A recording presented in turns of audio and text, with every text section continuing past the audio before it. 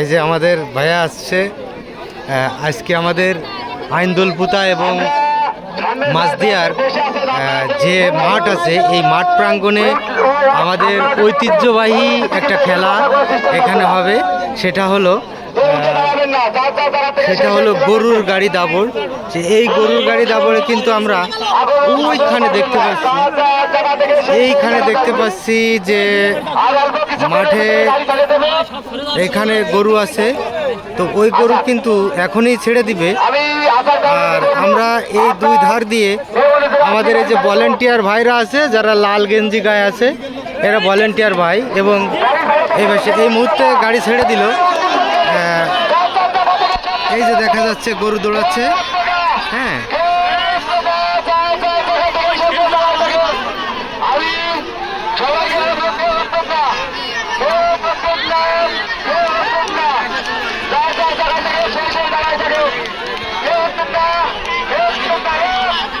এই দুইটা গাড়ি মনে হচ্ছে ফার্স্ট হতে পারে।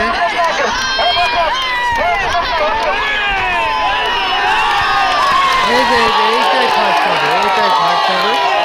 তো যাই হোক, ওইখানে এই যে দাবলটা হয়ে গেল, গরুর গাড়ি দাবল।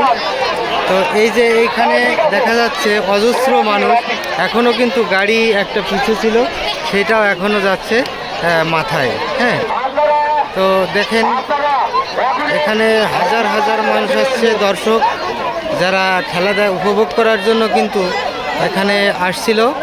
তো এই আসার মধ্যে দিয়ে আমরা কিন্তু এখানে খেলা দেখতে আসছি এবং আপনাদেরকেও দেখানোর জন্য আসছি। তো রেদওয়ান, এই যে আমরা খেলা দেখছিলাম গরুর গাড়ি দাবড়।